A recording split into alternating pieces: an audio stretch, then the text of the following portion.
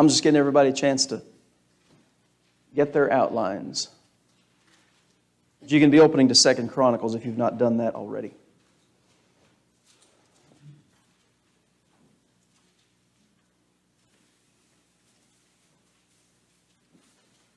All right, anybody else? I don't see anybody. All right, so I told you when we started this particular section, Samuel, Kings, and Chronicles, that this is one of my favorite sections of Scripture because of all the history contained in it. And one of the interesting things to me that I would say to some extent is very helpful in this study is the fact that there's a lot of secular history that you can look at too that the best word I would use would be verifies what we are reading here. And so, very interesting stuff. Let me do something here just real quick. All right, so we've got 36 chapters, and like I said, a lot of content here. And man, this is like all these other things that I've talked about. There's so much here that it's hard to, it's hard to do it justice in one 30-minute class or so. And we'll do the best we can. I've got a lot of stuff written in the margin of my Bible that is not in your outline. But anyway, this book covers the history of Israel from Solomon to the decree of Cyrus that permitted the Jews to return to Jerusalem in 536 BC. So it covers from the United Kingdom, the third reign of the United Kingdom under Solomon, until not only the destruction of the southern tribe of Judah, but then it doesn't cover the 70 years of captivity. But so we've got other books that cover that, like the book of Daniel, for instance, and Ezekiel. But it jumps from Nebuchadnezzar and the Babylonians coming in and destroying Jerusalem to when the Medes and Persians have taken over, and King Cyrus makes the decree that whoever of the Jews want to go home, they can do that and rebuild their city and rebuild their temple. So hundreds and hundreds of years are covered here in this book. And again, just so many good things. So I put this in your outline too, and we've talked about this to some extent. It parallels with 1 and 2 Kings, but this book focuses solely on the southern kingdom of Israel. Now, there are mentions of the northern kingdom of Israel and some alliances that take place between southern Israel and northern Israel, but that's just to talk about what southern Israel was doing. And so it focuses primarily on Judah. And so here's where I wanted to start in chapter 1. The demise of the kingdom is indicated. And there are reasons why it's indicated in chapter 1, verses 13 through 17. So notice. Then Solomon came from his journey to the high place that was at Gibeon to Jerusalem, from before the tabernacle of the congregation, and reigned over Israel. And Solomon gathered chariots and horsemen, and he had 1,400 chariots, and 12,000 horsemen, which he placed in the chariot cities, and with the king at Jerusalem. And the king made silver and gold at Jerusalem as plenteous as stones, and cedar trees made he as the sycamore trees that are in the vale for abundance. And Solomon had horses brought out of Egypt, and linen yarn. The king's merchants received the linen yarn at a price. And they fetched up and brought forth out of Egypt a chariot for 600 shekels of silver, and an horse for 150. And so brought they out horses for all the kings of the Hittites and for the kings of Syria by their means. You'd say, well, how in the world does that indicate the end of the kingdom? Well, when you go back to Deuteronomy chapter 14, everything that's listed there that's being done by Solomon was strictly forbidden by God. The increase of chariots, the increase of horses, specifically horses from Egypt, the increase of gold and silver, everything is going directly against what God has revealed for kings not to do. The only thing not mentioned right here is that the king shouldn't multiply wives for himself. Well, we've already covered that one with Solomon. But, again, all of this stuff began under, I don't know if began's the right word, but Maybe it is, but it began under David and it just kind of explodes under Solomon. And so, we've been studying Ecclesiastes on Sunday nights, and we're going to hopefully finish that tonight. He's granted this wisdom and knowledge and riches and honor, and yet seemingly he uses none of it in his reign. Starts out good, and we talked about that when we looked at 1 Kings and how that book opened, or 2 Kings. But, man, it didn't take him long to jump ship, as we say, on his wisdom. So chapters 1 through 9 of 2 Chronicles record Solomon's construction of the temple. A lot of detail there. The measurements, the prayer of dedication, chapter 6. Chapter 7, the actual dedication with sacrifices. God appears to Solomon again. There are two appearances of God to Solomon. And in both of those things, so this would be 2 Chronicles 7, beginning in verse 12. And God tells him, verses 12 through 18, if you follow my covenant, if you keep my word, your kingdom will be established. There'll never be a lack of a man on the throne. Verse 17, as for thee, if thou wilt walk before me as David thy father walked, and do according to all that I have commanded thee, so on. Verse 18, there shall not fail thee a man to be ruler in Israel. Then you get to verse 18, and it's but. And I've told you a lot of times in our Bible studies, one of the biggest words in the Bible is but. And so verses 19 to 22 there in chapter 7 show us the conditional nature of God's promises in regard to the success and continuation of the throne of Israel. And so 2 Chronicles lays out their departure from what's revealed there in 2 Chronicles 7, verses 19 through 22. I want to look at something real quick because this passage I've seen this misused so many times. Somebody read 2 Chronicles 7 and verse 14, please.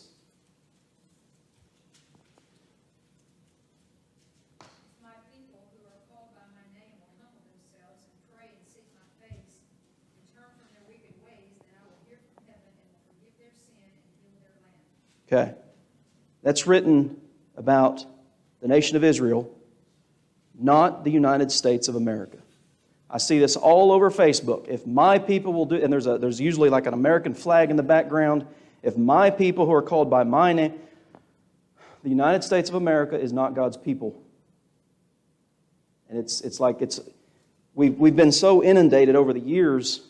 So listen, it's very true that when you look at our founding documents, and not just like the Bill of Rights, the Constitution, but when you even look at the individual state constitutions, and like the constitutions of universities that were established in the 1700s, all of them, federal, state, university level constitutions, bylaws, and such, emphasize the necessity of God and religion in public life and in private life too, I guess. And the virtue that's in that. But the United States of America is not God's people. If we want to apply this verse today, we need to apply it to the church. So we need to be clear on that. Believe it or not, there are other countries outside of our own. So, anybody could just take that verse and say, well, that's talking about our country. No, it's not. Well, we never have been as a country. Doesn't mean we haven't been blessed. That's a whole nother subject we could talk about. But this is part of God's second appearance to Solomon, and he's talking about the nation of Israel. And if they sin, depart in sin, and begin to suffer, here's what they do. Well, if we want to apply that to today, apply it to the church, because the church is God's people today, period.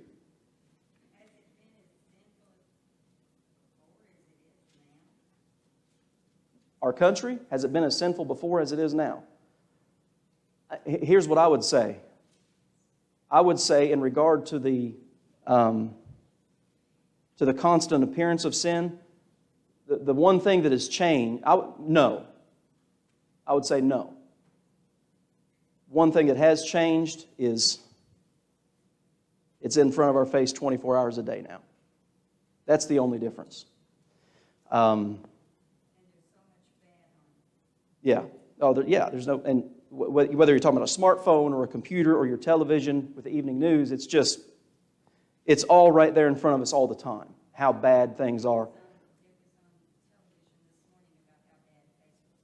Yeah, well, can't argue with that. But I wouldn't say it's more sinful now than it was in the past. No.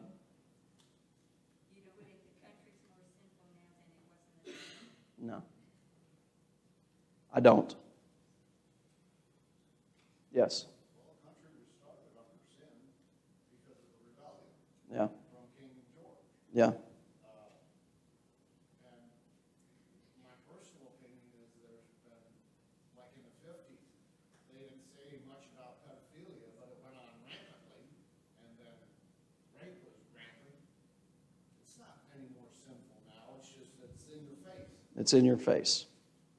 Did I see a hand up over here? I was just going to say, look back at even these times here, or Sodom and Gomorrah, saw that on a cell phone.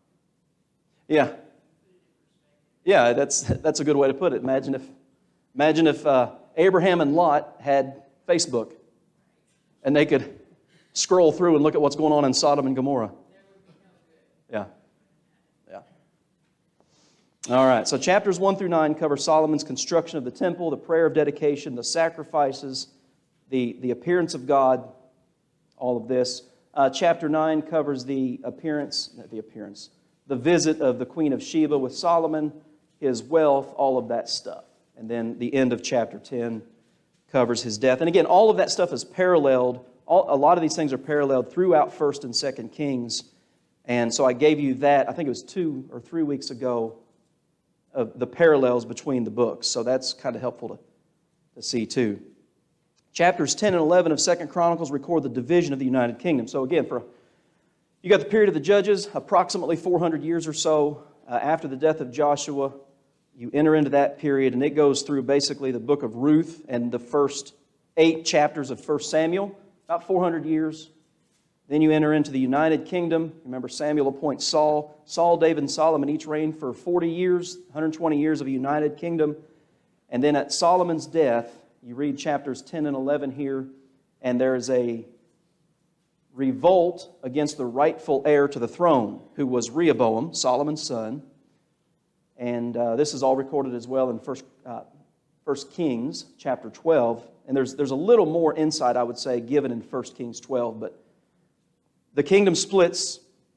Rehoboam becomes the king of what now would become known as southern Israel or Judah. Jeroboam becomes king of northern Israel. Sometimes that's referred to as Samaria and things like this. Now somebody makes a comment on the stream here, and there may be something to this comment. Sin has always been, but the absence of shame has definitely changed. I think that's a legitimate point. It was not really that long ago that divorce in society was kind of, you keep that on the back burner, you keep that quiet. Well, not so anymore. It's just out there. Yeah. We didn't know about it as much. Yeah. Yeah. It's more in your face. Let's say it that way. So I think that's a good point, the absence of shame. And the interesting thing is to trace that out through the history of God's people, it even got that way. When you get to the days of Jeremiah, which Jeremiah is a prophet, 600 years before Christ? And he's the one who said, my people aren't even able to blush. So perhaps there is something to that. So good thought there. Kingdom divides in chapters 10 and 11. And from that point on, you've got the appointment of kings in northern Israel, the appointment of kings in southern Israel, and sometimes there is I guess one of the confusing things is some of the names are the same. Some of them have 3 or 4 different names. And so it's good to pay careful attention to that kind of stuff. I think kind of like Father Rose was saying, our country's relatively new. And when Yes. we did form, the leaders did keep God in mind a lot. Sure. And they were trying to get away from, and the other countries, they've been bad for years and years. And Yeah. I think that ours has progressively got, like you say, even people who believe in God in general. So I'm just going to reiterate. What Tammy was saying is, relatively speaking, we are not that old of a country. That is true. And it was like I was saying, whether you're looking at the federal constitution or the state constitutions or the universities, they all do explicitly and repeatedly express a reliance upon God and the value of public, I would say, practice of religion. Now, one of the things enshrined within the Constitution is separation of church and state. No, I said that wrong. That's one of the things we are told that is enshrined in the Constitution of the United States, and it's not. One of the things that our founders were trying to get away from was state-imposed religion. And so that's one of the things that they had to deal with in the beginning. The state here is not going to impose religion like the Church of England. It's not going to be a state religion. So this concept of separation of church and state, that was actually in a couple of letters that Thomas Jefferson wrote, just some thoughts that he was having. And of course now it's been taken to the extent of there should be no relation between church and state. You've got movements like the freedom from religion movement. So, as it goes with history, things often get twisted. And I would say that the further we get from the originators, the founders, it's just like you see, I would say, in the digression of religion itself. The further you get away from the original, the worse things often get. And so I think I take what you're saying there, absolutely. So here's an interesting question, because 2 Chronicles focuses on Judah. Do you think that the southern kingdom, Judah, is emphasized more than the northern is because it is the tribe from which Jesus descended? Excellent question. So that's Hebrews 7:14. He came from Judah. I don't know that I could say yes to that. I would say these are individual documents that whoever wrote them, and a lot of people believe that Ezra the scribe wrote these documents. Just like any other book of the Bible, they are written for specific purposes, and it very well could be that, because it does, one of the things that does appear, let me see if I can find it just real quick. I have it marked, and turn over to chapter 21, 2 Chronicles 21. One of the differences is that's recorded for us is so the northern kingdom that starts with Jeroboam the son of Nebat has, I think, 22 kings total, and not one of them was ever recorded in Scripture as good. And then southern Israel, Judah, had, I believe it was 20 kings or 19 kings and 1 queen. Actually had a queen for about 6 years. They had, I think it was a total of 8 good kings. So somebody read 2 Chronicles 21 and verse 7.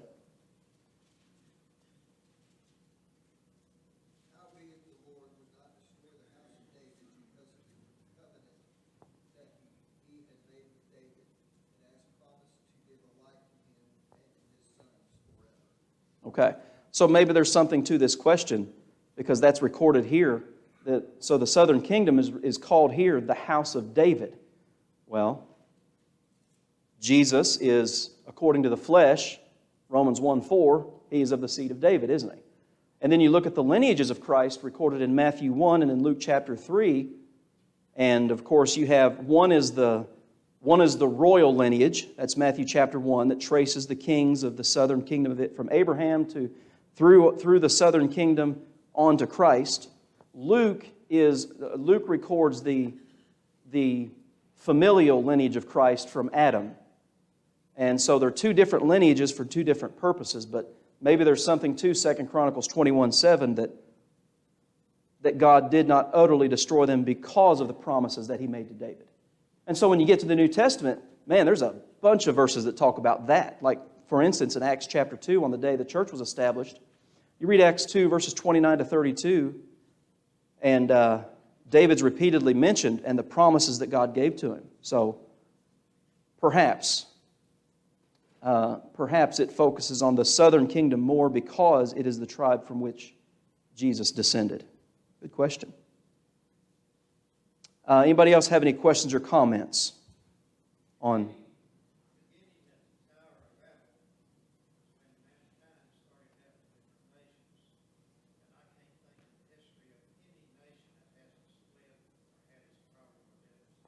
Yeah.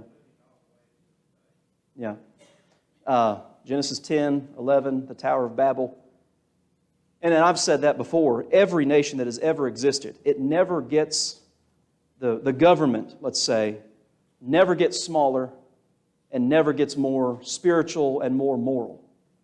The history of the world is it always goes downhill. And we're no exception to that rule in the United States of America. And it will fall. There's no question about that. I mean, that's just history. And so I think about that too for us as Christians, all right? So we're used to our freedoms, our freedom of assembly and our freedom of religion and our freedom of speech. And there's no question we benefit from that in some ways, but we also suffer from that in some ways as Christians because we're never challenged.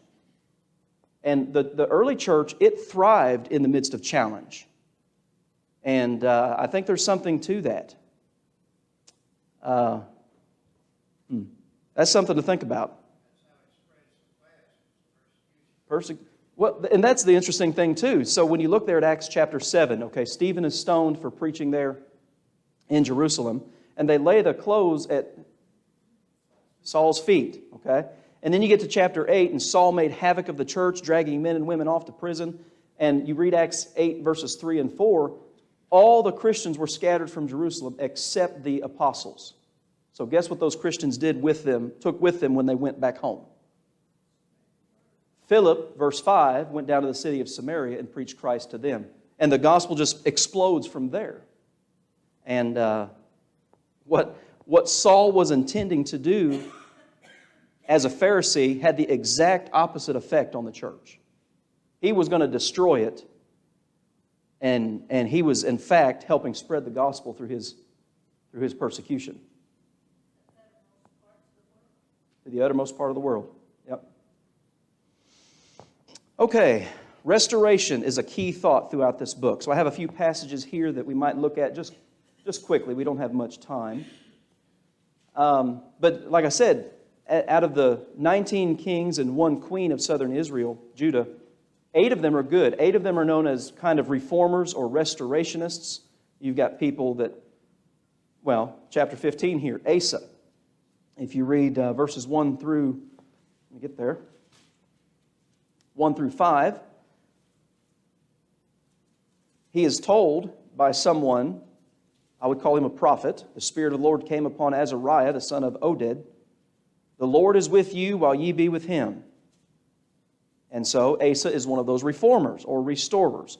You've got Joash and Josiah. You've got several kings that their efforts are put toward restoring people back to God. Chapter 17, verses 7 through 9, you see that under King Jehoshaphat. He's one of the good kings. Restoration. Let's see, chapter 31, verses 20 through 21. I believe that's dealing with Josiah. He's one of the good ones. No, Hezekiah. Josiah is after that. So here's one thing that's interesting to me. So go over there to chapter 31 talks to us about Hezekiah and his reforms. And then you get to chapter 33, and Manasseh becomes king. The longest reigning king in Judah, and perhaps the most evil. This is the guy that when he's described, he caused much innocent blood to flow in Jerusalem. He was an idol worshiper. He caused his sons to pass through the fire. He offered some of his sons in sacrifice to other gods. For 50, imagine, term limits are not a bad thing. Imagine having a president for 55 years, and for 55 years, he is a anti-God, anti-religion, idol-worshiping, violent, whatever. Well, what direction do you think the nation's going to go? It's going to follow its leader. And that's exactly what we see. But one of the interesting things here that the book of Kings does not record is, look at 2 Chronicles 33, and somebody read verses 12 and 13, please. 2 Chronicles 33, 12 and 13.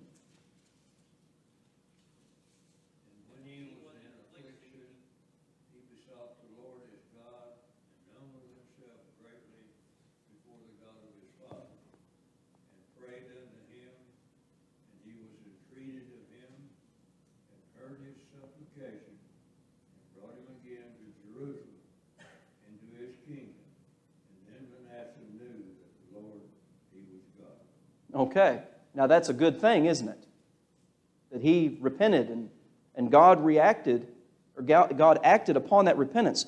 But notice just a couple of verses before that, verse 9. So Manasseh made Judah, listen to this. So Manasseh made Judah and the inhabitants of Jerusalem to err, and to do worse than the heathen. God's people became worse than anybody else, whom the Lord had destroyed before the children of Israel. And the Lord spake to Manasseh and to his people, but they would not hearken. And there are going to be consequences to that. Even though he repented, that's great. There are going to be consequences of a reign of 55 years like that, where your leadership makes you worse than every... And if you remember, going back to 1 Samuel chapter 8, when Israel came to Samuel in the first place, give us a king to make us like all the nations around us. And remember, God said, let them have it. Give them what they asked for, but Samuel, you tell them what's going to happen. And it just plays out. It plays out in the northern kingdom. It plays out in the southern kingdom. In fact, we're told, and it may be 2 Kings 17, but we're told somewhere that Judah actually became worse than Israel. Judah should have learned from her sister, but she became worse than the northern kingdom. But restoration is a key thought throughout the book. You got chapters 34 and 35 where Josiah becomes king, and he's one of the good kings, a restorer. And then chapter 36 is back downhill. And I mentioned this in the outline here, the wickedness and repentance of Manasseh. And like I said, 55 years, man, that would take a long time to recover from that. There's no question.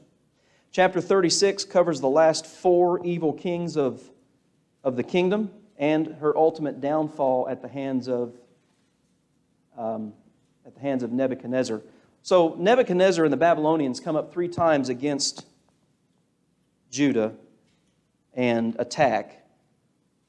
And those are recorded there in chapter 36. The third and final time was about 587 BC. The town is just razed, R-A-Z-E-D. All right, not raised up. It's razored to the ground, we might say.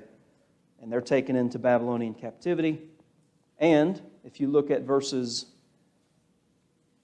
chapter 36, verses 20 and 21, 70 years is how long they're going to be there. So the first captivity was 606, and that's when the process started. Well, in 536, 70 years later, King Cyrus of the Medes and Persians makes this decree that whoever wants to go back can do that. And so it's just a natural flow right next door to the book of Ezra. You have the decree of Cyrus made again, and then the books of Ezra, Nehemiah, and Esther chronologically belong at the end of your Old Testament. Because that's Zechariah and Malachi, those ending books of the Old Testament, they're where they should be chronologically, but Ezra, Nehemiah, and Esther should go right there somewhere during that period of time. Any questions or comments on any of that?